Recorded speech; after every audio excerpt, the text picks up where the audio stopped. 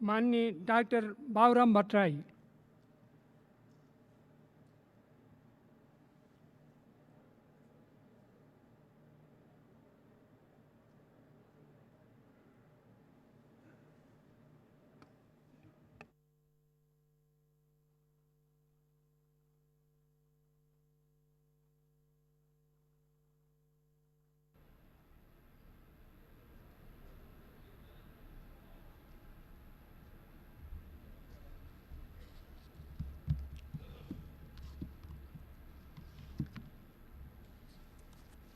सम्मानीय सभामुख महोदय, हाम्रो जीवनकालकै र सम्भवतः मानव जातिको उत्पत्ति पछि पृथ्वीको यति ठुलो भूभागमा एकैसाथ प्रभाव पार्ने कोरोना महाव्याधिको प्रकोपबाट ज्यान गुमाउनुभएका विश्वभरिका 2,70,000 भन्दा बढी मानिसहरू र तीमध्ये विदेशमा हुने 80 भन्दा बढी नेपालीहरू सबैप्रति म हार्दिक श्रद्धाञ्जली व्यक्त गर्न चाहन्छु र यो महाव्याधिको क्रममा अग्रपङ्क्तिमा रहेर आफ्नो भूमिका निर्वाह गर्नुहुने स्वास्थ्यकर्मीहरू, सुरक्षाकर्मीहरू, सञ्चारकर्मीहरू, सफाईकर्मीहरू र खाद्यान्न लगायतका अत्यावश्यक वस्तु आपूर्ति गर्न अहोरात खट्ने सम्पूर्ण व्यक्तिहरूप्रति म हार्दिक सम्मान व्यक्त गर्न चाहन्छु, धन्यवाद भन्न चाहन्छु र यो नेपालमा पनि 45 दिनभन्दा बढी समयसम्म धैर्यतापूर्वक लकडाउन पालना गर्नुहुने सम्पूर्ण आदरणीय जनसमुदायहरूप्रति म सम्मान व्यक्त गर्न चाहन्छु। सम्मानीय सभामुख महोदय, यति बेला हामी अत्यन्त संवेदनशील क्षणमा छौँ। मानव जातिको अथवा कुनै पनि प्राणीको निम्ति आफ्नो प्राणभन्दा प्यारो चिज केही पनि हुँदैन।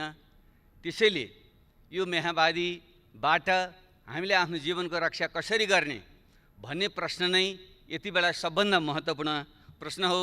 संयोगले भनौँ अथवा वातावरणीय अथवा प्रतिजन्य कारणले भन्यौँ, अहिलेसम्म हामीले नेपालमा त्यति धेरै ज्यान गुमाउनु परिरहेको अवस्था छैन। फेरि पनि यो कोरोनाबारे अझै वैज्ञानिक निष्कर्ष ननिस्किसकेको अवस्थामा यो कहिलेसम्म रहन्छ, यसले कति क्षति गर्छ भन्ने कुनै ठोस निष्कर्ष छैन। कतिपय विज्ञहरूका भनाइअनुसार यो केही तल झरे जस्तो हुन्छ र फेरि यो माथि आउँछ र फेरि झर्छ। यो क्रमले चाहिँ झन्डै 1.5-2 वर्ष पनि जान सक्छ भनिँदैछ। र नेपालकै सन्दर्भमा भनियो भने अहिले हामीसँग थोरै मात्रै सङ्क्रमितको सङ्ख्या देखिए पनि परीक्षणको सङ्ख्या हाम्रो अत्यन्त नगण्य छ। जबकि विश्वका थुप्रै देशहरूमा प्रति 10 लाख 30, 40, 50 हजारसम्मको परीक्षण गरिएको छ भने हिजोको तथ्याङ्कसम्म नेपालमा चाहिँ हामीले प्रति 10 लाख जम्मा 534 जनाको PCR विधिबाट परीक्षण गरेका छौँ, किनकि त्यो नै बढी भरपर्दो मानिएको छ। सुदूरपश्चिम प्रदेश जहाँ 1 लाखभन्दा बढी विदेशमा श्रम गरे नेपालीहरू आएको तथ्याङ्क छ, त्यहाँ आज मात्रै समाचार आएको छ त्यो परीक्षण किटको अभावमा त्यही पनि त्यो रोकिएको छ। त्यसैले हामी ढुक्क भएर बस्न सक्ने अवस्था छैन। कतिपय विज्ञहरूले भनेका छन् हामीले ठिक ढङ्गले परीक्षण गर्न नसकेको कारणले गर्दा यो सङ्क्रमितहरूको सङ्ख्या लुकेको पनि हुनसक्छ। त्यसो भएको हुनाले हामीले प्रोक्सी टेस्टको तरिकाले पनि हामीले अनुमान गर्नुपर्छ। अर्थात् प्रति महिना सम्बन्धित क्षेत्रमा मृत्युदर के थियो अथवा नेपालमा के थियो भन्नेको आधारमा पनि यो बिचमा बढ्यो कि घट्यो भन्ने तरिकाले पनि त्यसलाई पत्ता लगाउन अथवा अनुमान गर्न सकिँदो रहेछ। उदाहरणको निम्ति हालसालै इरान र टर्कीमा थोरै सङ्ख्या देखियो, उनीहरू ढुक्क भएर बसे, तर पछि वारवार ती थाहै नपाइकन धेरै मान्छेहरूको त्यहाँ मृत्यु भयो। पछि बुझ्दा तिनीहरू कोरोनाबाट तिनीहरूको मृत्यु भएको रहेछ। त्यसैले अरू तरिकाबाट पनि हामीले गर्नुपर्दछ र सरकार ढुक्क भएर बस्नु चाहिँ हुँदैन। तपाईँ हामी कोही पनि ढुक्क भएर बस्नु हुँदैन। र दुःखको कुरा यो गत मङ्सिरदेखि यो आउँदैछ भन्ने हामीले थाहा हुँदै पनि हाम्रो तयारी कति कमजोर रहेछ त्यो हामी सबैले देख्यौँ। अहिले यति बेला आरोप प्रत्यारोप गर्नु शोभनीय हुँदैन, त्यो चाहना पनि छैन। तर यथार्थ तथ्यबारे चाहिँ हामी फेरि अवगत हुनैपर्छ। हामीले आफैले ढाँटेर बस्यौँ भने फेरि ठुलो क्षति हुने खतरा पनि रहन्छ। हामीले जुन सामान्य स्वास्थ्यका उपकरणहरू, सुरक्षा उपकरणहरू, अस्पताल लगायतको व्यवस्थापन जुन ढङ्गले हामीले गर्नुपर्थ्यो त्यो पुगेको रहेनछ भन्ने त हामीले देख्यौँ। त्यसैले त्यतापट्टि हामी गम्भीर बन्नै पर्छ। अब सरकारको तर्फबाट बोल्नु पर्दा त हामी सबै ठिक गऱ्यौँ, सब ठिकठाक छ भन्नै पर्छ औपचारिकताको निम्ति। तर हामीले आफ्नो ब्रह्मलाई सोध्यौँ भने ठिकठाक छैन। एउटा लकडाउन हामीले गर्नै पर्थ्यो सोसियल डिस्टेन्स मेन्टेन गर्नुको निम्ति, विश्वव्यापी मान्यता थियो, हामीले पनि गऱ्यौँ। तर हामी कसरी गरिरहेका छौँ? किनकि हामीसँग खुला सिमाना छ, 60 लाखभन्दा बढी नेपालीहरू विदेशमा छन्। त्यसो भएको हुनाले अरूले जे गर्छन् हामीले पनि त्यही गर्नुपर्ने हाम्रो बाध्यता छ। एउटा लकडाउन हामीले गरेका छौँ। अर्को हाम्रो सरकारले गरेको छ, हाम्रा विदेशका नागरिकहरूलाई भित्र नआऊ भने तिनलाई रोकेको छ, त्यो काम गरेको छ। त्योदेखि बाहेक अरू त्यति सन्तोषजनक ढङ्गले चित्त बुझाउने ठाउँ छैन। यसबारे चाहिँ सरकारको ध्यान पुग्नेछ भन्ने म विश्वास दिलाउन चाहन्छु। अब केही धेरै विस्तारमा नगइकन म अलिकति यही विषयमा कहाँ मात्रै ध्यानाकर्षण गर्न चाहन्छु भने एउटा हामी गम्भीर बन्नै पर्ने विषय, हाम्रा जुन विदेशमा श्रम गर्न बाध्यतावश श्रम गर्न गएका नागरिकहरूको ठुलो सङ्ख्या छ, उनीहरूको अत्यन्त विचल्लीको अवस्था छ। म सोसियल मिडियामा पनि सक्रिय हुन्छु। त्यसै गर्दा मलाई रातिसम्म कहिले माल्टाबाट फोन आउँछ, कहिले मध्य अमेरिकाबाट फोन आउँछ, कहिले मलेसियाबाट फोन आउँछ, कहिले भारतको गुजरात र गोवाहरूबाट फोन आउँछ। हामी अल्पत्र पऱ्यौँ। त्यहाँको सरकारले भन्छ तिमीहरू जाऊ, जस्तै गोवाको सरकारले अस्ति मात्रै सूचना जारी गरेर तिमीहरू हिँड यहाँबाट, हामी रेल ल्याउँछौँ, त्यहाँ बसेर तिमीहरू सिमानासम्म पुर्याइदिन्छौँ भनेको छ। तर हाम्रो सरकारले त्यसबारे चाहिँ ठोस निर्णय गर्न सकेको छैन। मैले त्यसलाई सेयर पनि गरेको थिएँ, सरकारले पक्कै पनि थाहा छ यो विषयमा। तर उनीहरू अहिले पनि अल्पत्र परेर बसेका छन्। आज मात्रै एउटा भिडियो भाइरल भएको छ, तपाईँहरू सबैले हेर्नुभएको होला। एकजना डाक्टरले सेयर गर्नुभएको भिडियोलाई मैले ट्विटरमा पनि सेयर गरेको थिएँ। त्यो सुनौँ, सबैले सुनौँ, हेरौँ एकचोटि। त्यसबाट पनि हाम्रो आत्मा पग्लिएन, आँखाबाट आँसु आएनन् भने हामीले आफैलाई सोध्नुपर्छ, हामी मानव हौँ कि होइनौँ? एउटा नेपालीले हात जोडेर भनिराखेको छ कहाँ जाउँ, म जाने ठाउँ छैन, बस्न देऊ भनिराखेको छ। उसलाई त्यहाँ हप्काइएको छ, हामीले बोलेर आएको हो, तिमी आफै आऊ, तिमीलाई हामीले कसरी पाल्न सक्छौ, जान्छौ जाऊ भनिराखेको छ। ऊ बिचरा हात जोड्यो भने चाहिँ म कहाँ जाने ठाउँै छैन। यस्तो नेपालीहरूको यस्तो अवस्थामा हामीले सब ठिकठाक छ भनेर बस्न मिल्छ? यो यथार्थ हो। यो त्यसैले ती 60 लाखभन्दा बढी विदेशमा रहने नेपालीहरूमध्ये अनुमान गरिँदैछ 1/4 त पक्कै पनि उनीहरू विस्थापित हुन्छन्। किन मध्य पूर्वमा ठुलो त्यहाँ पनि महामारीको समस्या छ, त्यसबाहेकै आर्थिक मन्दी छ, तेलको भाउ गिरेको छ। त्यो कारणले गर्दा रोजगारी गुमेर 15-20 लाख नेपाली यो वर्षभित्र नेपाल फर्कनेवाला छन्।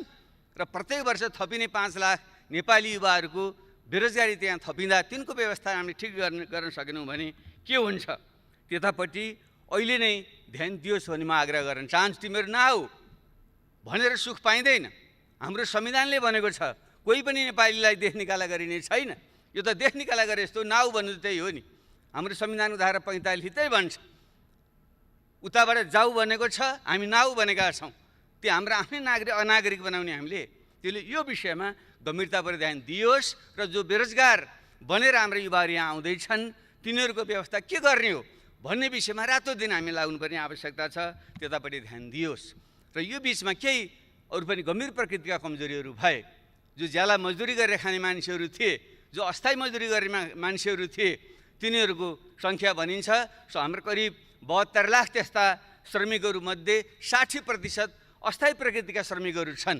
अर्थात् 40-50 लाख त्यस्ता अस्थायी प्रकृतिका श्रमिकहरू जो गाउँबाट विस्थापित भएर सहर पसे र हामीले कुनै व्यवस्था नगर्दाखेरि उनीहरू रुँदै गर्भवती महिलाहरू कुन बेहाल अवस्थामा रुँदै उनीहरू गाउँ फर्के, तपाईँ हामी सबैले देखेका छौँ। अनि के त्यतापट्टि हाम्रो कर्तव्य बन्दैन, सरकारको कर्तव्य बन्दैन? हामीले त्यसबारे के गर्यौँ? तिनीहरूलाई सम्बन्धित ठाउँमै व्यवस्था गर्न सक्नु पर्थ्यो। नसके तिनीहरूलाई स्थानीय तहसँग समन्वय गरेर हामीले व्यवस्थापन गरेर पठाइदिनु पर्थ्यो। हामीले त्यो देख्यो, ठुलो हामीले हेरेर बस्यौँ। यहाँ विपन्न नागरिकहरू, अपाङ्गता भएका मानिसहरू, वृद्धहरू, अशक्तहरू, उनीहरूको निम्ति जुन हामीले सुरक्षा भत्ताको सामाजिक सुरक्षाको व्यवस्था गर्नु पर्थ्यो, गर्न सकेका थिएनौँ। तर यही बेलामा यति बेला हामीले गर्न सक्नु पर्थ्यो।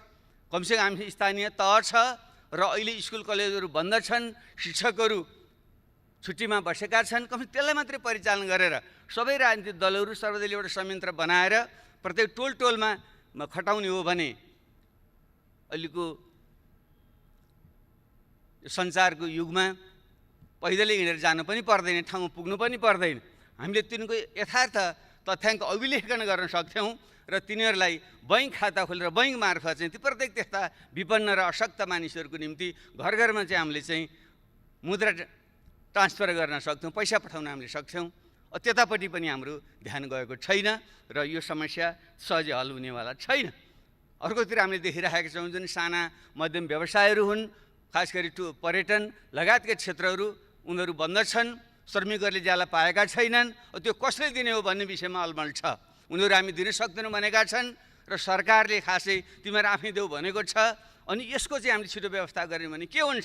अरू थुप्रै जुन स्थायी श्रमिकहरू हुन् ती पनि भोकमै मर्नुपर्ने अवस्था छ र ती हाम्रा साना उद्यमहरू जसले 80% देशभित्रको चाहिँ रोजगारी दिन्छन् र निर्यातयोग्य वस्तुहरू तयार गर्छन्, ती बन्द भयो भने भएको यतिको अर्थतन्त्र पनि झन् चौपट भएर जाने अवस्था छ। तिनलाई राहतको प्याकेज खालि अमूर्त ढङ्गले भनिएको छ, तर ठोस प्रकारको राहतको प्याकेज जो मौद्रिक र वित्तीय प्रकरणहरूको उपयोग गरेर तिनीहरूलाई पुँजी अनुदान दिने अथवा ब्याज र करहरूको छुट दिने लगायतले जुन व्यवस्था गर्न सक्नु पर्थ्यो, जो श्रमिकहरूको ज्याला हो तिनको चाहिँ सके धनी देशमा त सबै सरकारले तिर्दिएको, जस्तै जर्मनीमा जो फ्याक्ट्रीहरू बन्द भएका छन् ती श्रमिकहरूलाई चाहिँ सरकारले जम्मै ज्याला तिरेको छ। ल हामीले त्यो सक्दैनछौँ भने पनि त्यहाँ उद्यमी व्यवसायीहरूसँग तिमीहरूले 50% तिमीहरू तिर, 50% सरकारले दिन्छ भनेर पनि त उनको पेट पाल्नु पर्थ्यो। तपाईँ हामीलाई लाज लाग्नु पर्दैन? हामीले पनि त लकडाउनको बेलामा हामीले सदन हाम्रो बन्द गरेर हामी बस्यौँ, तपाईँ हामीले चाहिँ पुरै तलब भत्ता हामी खाने, तर श्रमिकले चाहिँ नपाउने। अनि तपाईँ हामीले आफूलाई चाहिँ कम्युनिस्ट समाजवादी लोकतन्त्रवादी भन्न मिल्छ? त्यसले यस्ता संवेदनशील विषय बाँकी छन्, ध्यान पुगोस्। कृषि प्रधान देश यस्तो सङ्कटको बेलामा सबभन्दा ठुलो विषय भनेको खाद्य सुरक्षा हो। अहिले यसले हामीले सिकाउने सबभन्दा ठुलो पाठ, हामी आफ्ना कृषिजन्य वस्तुहरू, दुग्ध पदार्थहरू, फलफुलहरू हामीले उठाउन नसकेर, ल्याउन नसकेर, वितरण गर्न नसकेर त्यो कुहिएर बसेको छ र यता चाहिँ सहर बजारमा चाहिँ भाउ बढेर किनेर खाइसक्नु छैन। यसको व्यवस्था हामीले गर्न सक्दैनथ्यौँ भने यसमा पट्टि पनि हाम्रो ध्यान चाहिँ पुगेको छैन। उत्पादन, सङ्कलन, वितरणको चाहिँ हाम्रो नेटवर्क के रहेछ यो त राम्रैसँग उदाहरण अनि यसबाट पाठ सिकेर युद्ध स्तरमा हामी लाग्नु पर्दैन, त्यतापट्टि हाम्रो ध्यान पुगिरहेको छैन। र शिक्षा, झन्डै 64 लाखभन्दा बढी विद्यार्थीहरू अहिले लकडाउनमा बसिरहेका छन्। युवावस्थाको जुन उनीहरू कलिलो उमेर हुन्छ, उनीहरूले ठिक ढङ्गले ओरिएन्टेसन गरिएन भने उनीहरूमा मनोरोगहरू आउने बढी गम्भीर खतरा पनि रहन्छ। अलि सम्पन्न हुनेहरूले त डिजिटल प्रविधिको प्रयोग गरेर उनीहरूलाई भुलाएका छन्, पढाएका छन्। त्यो गरिब र मध्यम वर्गका मानिसहरू हुन् जहाँ चाहिँ टेक्नोलोजीको पहुँच छैन, त्यहाँ उनीहरू चाहिँ यति लामो समय त्यत्तिकै खाली बस्नुपर्दा ती युवाहरू युवती हाम्रा छोराछोरी नानीहरूको चाहिँ अवस्था के होला? त्यसको हामीले के व्यवस्था गर्दैछौँ? अझ उल्टै अन्यथा नमान्नु होला, मैले मिडियामा सुनेको छु हाम्रो शिक्षा मन्त्रीले खुलेको भोलिपल्टै परीक्षा हुन्छ भनेर आतङ्कित जस्तो बनाइराख्नु भएको छ। के परीक्षा लिने बिचरा? उनीहरू आफै मनोरोगले चाहिँ ग्रसित हुने खतरा उनीहरूलाई भइसक्यो। त्यसैले म त सुझाव दिन चाहन्छु, यीको जुन परीक्षा छ त्यो लिन आवश्यकतै छैन। अब यसै पनि हाम्रो चाहिँ सेकेन्डरी एजुकेसन, माध्यमिक शिक्षा 12 कक्षासम्म भइसकेपछि 10 कक्षाको परीक्षाको पनि खास अर्थ रहँदैन। त्यसैले स्कुलले आखिर फेरि पनि हामीले ग्रेड सिस्टममा गइसकेका छौँ भने उनीहरूलाई चाहिँ अब अहिले नै तिम्रो परीक्षा हुँदैन, आफ्नो स्कुलले जति नम्बर दिन्छ अब त्योभन्दा उच्च पढाइको व्यवस्था गर भनिदिने हो भने कमसेकम त्यो हाम्रा छोराछोरीहरू, नाति नातिनाहरू एउटा निष्फिक्री भएर उनीहरू बस्न सक्छन्। यस्ता सामान्य कुरामा पनि ध्यान पुगोस् भन्ने मेरो चाहिँ आग्रह छ। अब आर्थिक कति नोक्सान पर्छ भन्ने विषयको त सायद अब हामीले सरकारबाट तथ्य पनि आउला, जो अर्को हाम्रो प्री बजेट छलफल हुन्छ, बजेट छलफल हुन्छ, त्योतिर पनि हामी जाउँला। तर प्रारम्भमा मैले अहिले भन्नै पर्छ, तपाईँ हामी सबैको ध्यान जानुपर्छ, यो अबको यो अर्थतन्त्र साँच्चै नै विश्वव्यापी रूपमा नै भनिँदैछ। दोस्रो विश्वयुद्धपछिको सबभन्दा ठुलो मन्दी यो हुँदैछ। बेलायतले त हिजो मात्रै उनीहरूको ब्याङ्क अफ इङ्ल्यान्डले घोषणा गर्यो, जो 300 वर्ष पहिले जति बेलादेखि अभिलेखीकरण, आर्थिक अभिलेखीकरण सुरु भएको थियो, त्यति बेलादेखिको सबभन्दा ठुलो सङ्कट बेलायतको अर्थतन्त्रले बेहोर्दैछ उनीहरू भनेका छन्। त्यसै भएको हुनाले हाम्रो जस्तो कमजोर अर्थतन्त्रको अवस्था के होला सहजै अनुमान गर्न सकिन्छ। र 2 खर्बदेखि 5 खर्बसम्म हाम्रो अर्थतन्त्रमा नोक्सान हुन्छ भन्ने चाहिँ अनुमान छ भने त्यसको निम्ति हामी तयारी कसरी गर्छौँ र मुख्य रूपमा त्यो 20-25 लाख जो युवाहरू बेरोजगार युवा थपिन्छन् तिनको व्यवस्था कसरी गर्छौँ, खाद्य जुन अभाव हुँदैछ त्यसको निम्ति कृषिलाई कसरी पुनर्जागरण गर्छौँ, स्वास्थ्य सम्बन्धी हाम्रो कमी हामीले देखिसकेका छौँ। त्यसैले यो रोजगारी केन्द्रित भएर, कृषि केन्द्रित भएर, शिक्षा र स्वास्थ्य केन्द्रित भएर हाम्रो चाहिँ यो वर्ष चाहिँ हामीले नीति कार्यक्रम र योजना बजेट ल्याउनुपर्छ। त्यो विषयमा चाहिँ हामीले फेरि बाँकी उसमा हामी छलफल गरौँला। अब अन्तर्राष्ट्रिय हिसाबले पनि यसले ठुलो चाहिँ एउटा परिवर्तन चाहिँ ल्याउँदैछ। कतिपयले भनिँदैछ अब पश्चिमको वर्चस्वको युग सिद्धियो र पूर्वतिर आयो पनि भनिँदैछ। आजको भोलि नआउला, तर प्रष्ट सङ्केत के देखियो भने अब विश्वमा चाहिँ अब चाहिँ आर्थिक केन्द्र पनि अब चाहिँ फेरिन्छ। त्यसले गर्दा लगानीका क्षेत्रहरू पनि फेरिन्छन् र भ्यालु जुन चेन हो, मूल्य श्रृङ्खला हो, त्यो पनि भत्किन्छ। त्यो हिसाबले हामी ठिक ढङ्गले बुद्धि पुर्याउन सक्ने हो भने खास गरी चीन र अमेरिका बीच जुन शीतयुद्ध, नयाँ ढङ्गको शीतयुद्धको देखिने सम्भावना देखिँदैछ र भारतसँगको चाहिँ हाम्रो जुन खुला सिमाना आदिको कारणले आर्थिक रूपमा चाहिँ बढी हामी अन्तर सम्बन्धित पर निर्भर जङ्गको छौँ। त्यसैले चीन, अमेरिका, भारतसँग चाहिँ यो नयाँ प्रकारको चाहिँ एउटा सम्बन्ध विकास गरेर भूराजनीतिको सन्तुलन गर्दै त्यो सङ्कट पछिको पुनर्निर्माणमा चाहिँ हामीले चाहिँ त्यहाँबाट विस्थापित भएका लगानीका जुन सम्भावना हुन्छन् हाम्रो देशमा आकर्षित गर्ने र हामीले नयाँ बनेका जुन मूल्य श्रृङ्खलाहरू हुन्छन् त्यसमा चाहिँ पेगिन गरेर त्योसँग जोडेर हाम्रो अर्थतन्त्रको नयाँ ढङ्गले चाहिँ विकास गर्ने पनि सम्भावना हुनसक्छ। त्यस हिसाबले पनि हाम्रो ध्यान पुगोस्। र अब मेरो एउटा आग्रह के छ भने हामी सबै देशभक्त हौँ।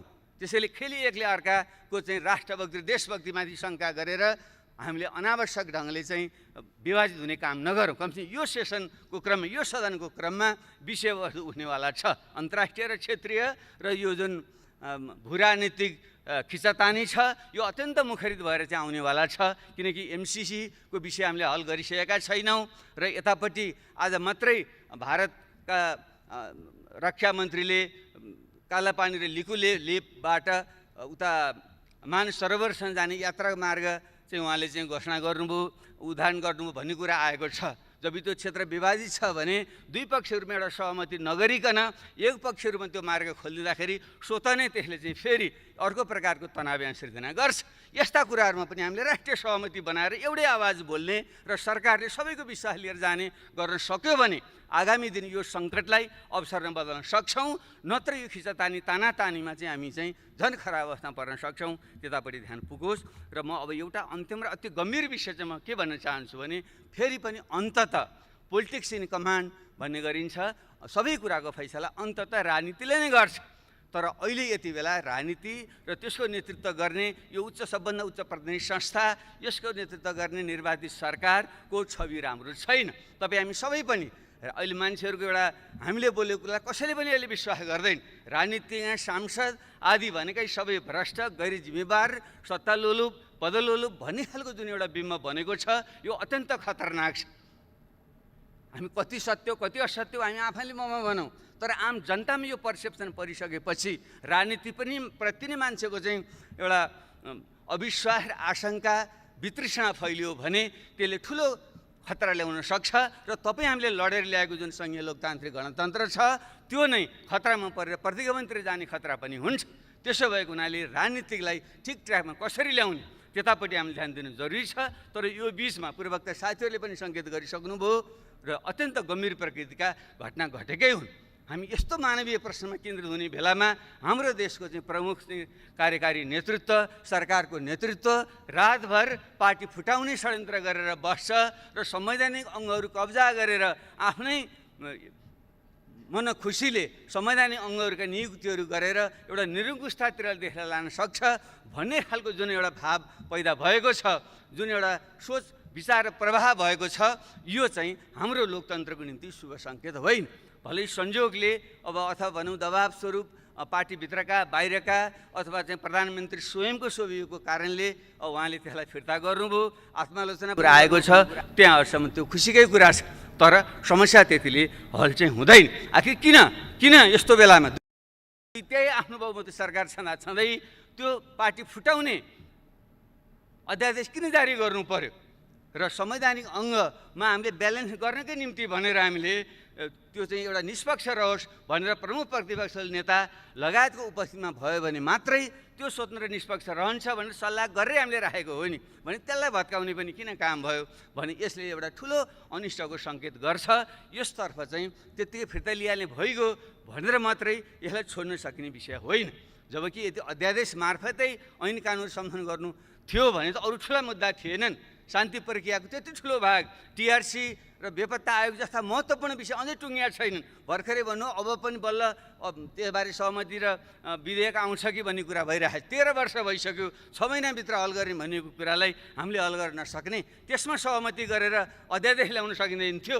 म त त्यो अपेक्षा गरिरहेको थिएँ। टिआरसी र बेपत्ता आयोगलाई छिटो सम्पन्न गर्ने पुरा गर्ने ढङ्गले आइदिएको भए हामी सबैले चाहिँ त्यसलाई स्वागत गर्थ्यौँ। त्यसरी नै संवैधानिक आयोगलाई अझै जुन हाम्रो चाहिँ अङ्गहरू कमजोर भएका छन् तिनलाई बलियो बनाउनुको निम्ति अझ जनलोकपालै ल्याउँ भन्ने गरेर चाहिँ एउटा अध्यादेश ल्याउनु खोजेको भए हामी सबैले समर्थन गर्थ्यौँ। अनि यो देशका मधेसी थारू आदिवासी जनजाति लगायतले यो संहिता पहिचानमा आधारित भएन, सही अर्थको यो संहिता भएन, एउटा प्रशासनिक संहिता भयो भन्ने जुन आवाज उठाइरहेका छन् र शासकीय स्वरूपबारे हामी सबैले यो अपूर्ण छ, निर्वाचन प्रणाली अपूर्ण छ, महिलाहरूबाट नागरिकता दिने अधिकार अपूर्ण छ भनिरहेका छौँ भने त्यसलाई संशोधन गर्नको निम्ति ल्याइदिएको भए के हुन्थ्यो? हामी सबैले 100% हाम्रो सहमतिबाट जान सक्थ्यौँ।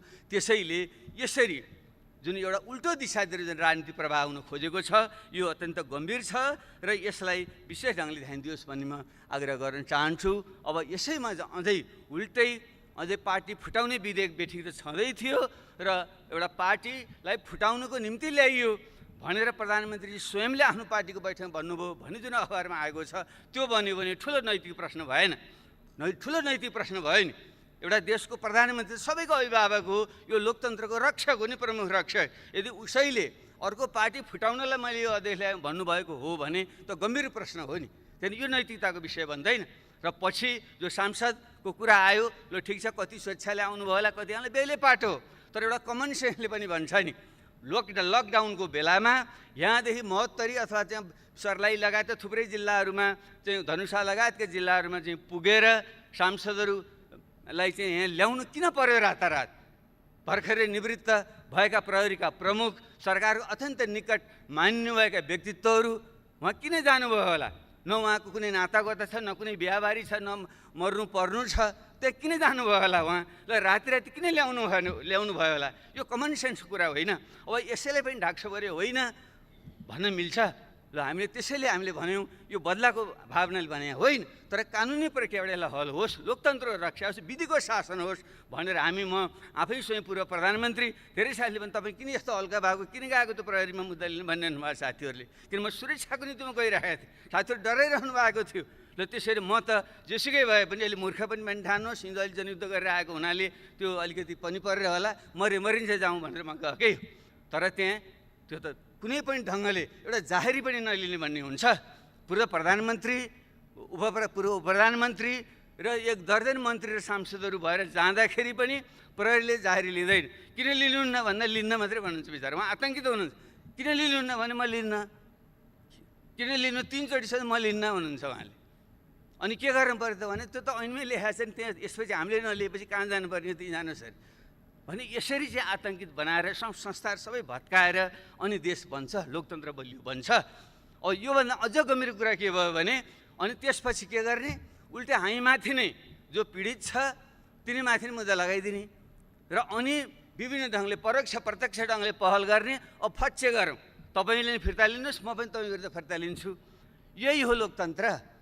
यो त गाउँमा उहिले हामी सुन्थ्यौँ नि, गाउँमा त्यस्तै खालका फटा खालका मानिसहरूले जो पीडित छ अनि त्यसैलाई मुद्दा लगाइदिने अनि त्यसपछि चाहिँ वाक्क दिक्क भएर अनि चाहिँ ल तोरो मुद्दा फिर्ता लिएँ भन्ने अनि आफ्नो उत्पीडन कायम राख्ने भने यही हो हाम्रो लोकतन्त्र, यही हो हाम्रो समाजवाद। त्यसैले सम्मानीय सभामुख महोदय, विषय अत्यन्त गम्भीर छ। म यसमा फेरि बढी म यो तिक्तता नहोस् भन्ने पनि म चाहन्छु, किनकि हामी सबै यो व्यवस्था फेल हुँदा हामी सबै फेल हुन्छौँ, लोकतन्त्र खतम हुँदा हामी सबै खतम हुन्छौँ र हाम्रो जीवनभरिको जुन यत्रो त्याग र बलिदान छ त्यो खेर जान्छ। त्यसैले हामीले आरोप प्रत्यारोप भन्दा पनि आत्मसमीक्षा गरौँ। म सम्मानीय प्रधानमन्त्रीज्यूलाई आग्रह गर्न चाहन्छु, उहाँले यदि साँच्चै नै आत्मनिरीक्षण र आत्मालोचनाको प्रक्रिया सुरु गर्नुभएको हो भने उहाँले यो गम्भीर जुन गल्ती कमजोरी र एक हदसम्म उहाँको समलता अथवा उहाँको निकटताको संलग्नतामा गम्भीर लोकतन्त्र विरोधी गतिविधि चाहिँ हरकत भएको छ, कानुन विरोधी गतिविधि भएको छ, त्यसको चाहिँ एउटा तार्किक निष्कर्षमा पुर्याउनै पर्छ र त्यसलाई कुनै पनि प्रकारले संरक्षण चाहिँ दिनु चाहिँ हुँदैन र कानुनी तरिकाले त हारजित गर्न पनि सकिन्छ। आश र त्रास देखाएर संस्थाहरूलाई प्रभावमा पारेर यताको कुरा उता पनि पार्न सकिन्छ, तर राजनीतिमा नैतिकता भन्ने कुरो धेरै ठुलो कुरो हुन्छ। त्यसले सामान्य प्रधानमन्त्रीज्यूको जुन खालको उचाइ उहाँले प्राप्त गर्नुभएको छ, उहाँसँग मेरो चाहिँ विनम्र आग्रह छ, हामीले सत्तामा कति समय बस्यौँ भन्ने आधारमा मान्छेले मूल्याङ्कन गर्दैन। यो देशमा धेरै 38जना प्रधानमन्त्री भइसके कसो सम्झना गर्छ मान्छेले? बिपी कोइराला एकाधजनाको मान्छेले सम्झना गर्छ, अरू धेरैको त नाम पनि आउँदैन। म पनि प्रधानमन्त्री भइटो बोलेको मान्छे, मलाई थाहा छैन कति बेलासम्म मान्छेले सम्झन्छन्। त्यसले कुर्सीमा बस्दैमा पद ठुलो होइन, मान्छेले के सत्कर्म गर्यो त्यसको आधार। महात्मा गान्धी कहिले कुर्सीमा बसेनन्, उनलाई सम्झन्छन् मान्छेहरूले। जयप्रकाश नारायण कहिले बसेनन्, उनलाई सम्झन्छन् मान्छेले। हाम्रै देशमा इतिहासमा गौतम बुद्ध युवराज थिए, गद्दीमा बसेर रजाइ गर्न सक्थे, छोडेर गए, गद्दी छोडेर गए, उनी महान भए। तर उनका बाउको नाम सोध्यौँ भने उनका बाउ राजा थिए, उनको नाम कसैले पनि सम्झँदैन। त्यसैले कुर्सीमा बसेर सत्ताको प्रयोग गरेर महान भइँदैन। त्यसैले नैतिक आचरण ठुलो हुन्छ। यस निम्ति मेरो सम्मानीय प्रधानमन्त्रीसँग आग्रह छ, तपाईँ जुन उचाइमा पुग्नु भएको छ त्यहीँ रहनुहोस् र तपाईँले अनावश्यक ढङ्गले यस्ता प्रकारको गतिमा संलग्न हुँदा तपाईँले आफैमाथि पनि अन्याय भएको छ। तपाईँ रोगले जीर्ण भएको शरीरलाई तपाईँले चाहिँ आराम दिनुपर्छ र यो लोकतन्त्रलाई बचाएर तपाईँ आफ्नै एउटा छविलाई पनि बचाएर अगाडि बढ्नको निम्ति तपाईँले राजीनामा दिनु नै उपयुक्त हुन्छ। त्यो नै एउटा उचित निकास हुन्छ र त्यसले नै समाजलाई, देशलाई अगाडि बढाउन सक्छ र तपाईँको उचाइ पनि कायम रहन्छ, लोकतन्त्र सुनिश्चित हुन्छ र देशले नयाँ दिशा पक्रिन सक्छ। मेरो उहाँसँग विनम्र आग्रह छ, प्रश्न उठ्छ, उहाँपछि विकल्प के हुन्छ भन्ने छ। यो मेरो निजी विचार हो, मेरो एउटा निजी विचार हो।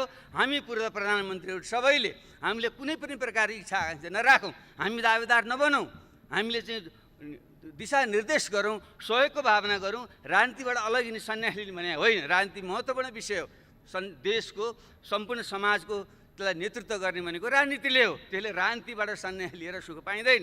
यसमा त असल मान्छेहरू, सक्षम मान्छे ल्याउनुपर्छ।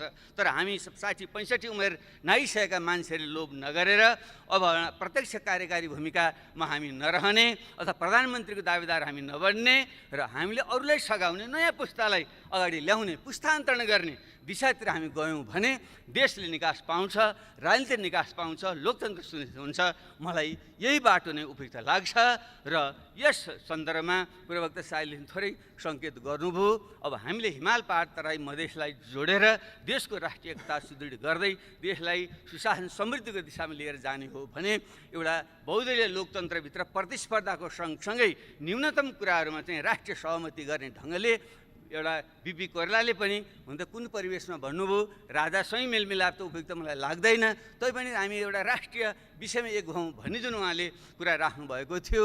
त्यसैले बिपी कोइराला, पुष्पलाल, रामराजा प्रसाद सिंह उहाँहरूको जुन हामीले सम्मान गर्छौँ, उहाँ कुनै ठुला पदमा धेरै समय बसेर होइन। बिपी पनि त 18 महिना बस्नुभयो, पुष्पलाल कहिले पनि सत्तामा बस्नु भएन, रामराजा प्रसाद सिंह पनि त्यो एकचोटि राष्ट्रिय पञ्चायतमा स्नातकबाट निर्वाचित हुनु बाहेक उहाँ पनि कहिले पनि सत्तामा चाहिँ कहिले पनि रहनु भएन। तैपनि हामीले सम्मान गर्छौँ। त्यसो भएको हुनाले उहाँको स्पिरिटलाई हामीले कदर गर्दै काङ्ग्रेस, कम्युनिस्ट, समाजवादी र पहिचानवादी सब शक्तिहरूको बिचमा एउटा राष्ट्रिय मिलमिलाप कायम गर्नको निम्ति नयाँ ढङ्गले अगाडि बढौँ र त्यसै क्रममा नै अहिले हामीले जनता समाजवादी पार्टी निर्माण हामीले गरेका छौँ। एउटा राम्रो लोकतान्त्रिक स्पेस तयार होस् भन्ने चाहिँ हाम्रो चाहिँ आग्रह छ। हाम्रो कुनै पनि अवस्थामा तपाईँहरूसँग यो सरकार गिरोस् र फेरि हामीले चाहिँ चाहे थापेर सरकारमा जाउँ भन्ने हाम्रो कुनै पनि हाम्रो मनसा छैन, हुन सक्दैन। र तपाईँहरूले नेतृत्व परिवर्तन गरेर ठिक ढङ्गले चाहिँ आफ्नै पार्टीका असल मान्छेलाई अगाडि बढाउनुहोस्। 5 वर्षलाई चाहिँ तपाईँहरूले चाहिँ जनताले जनादेश दिएका छन्। हाम्रो त्यहाँ कुनै पनि खालको दाबी हाम्रो चाहिँ हुँदैन, तर एउटा राष्ट्रिय मेलमिलाप, महत्त्वपूर्ण राष्ट्रिय मुद्दामा चाहिँ मेलमिलाप कायम गरेर अगाडि जाउँ। त्यसको निम्ति हामीले जुन रेशम चौधरी एउटा थारूहट आन्दोलनका एउटा बिम्ब प्रतीक हुनुहुन्छ, उहाँलाई जेलमा राख्नु उपयुक्त छैन।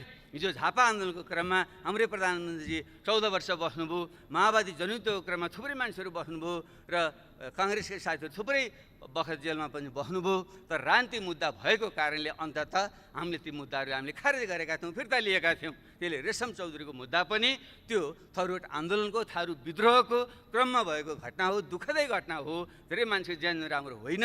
त्यसलाई हामीले फिर्ता लियौँ भने ठुलो एउटा थारू समुदाय जोडिन पुग्छ।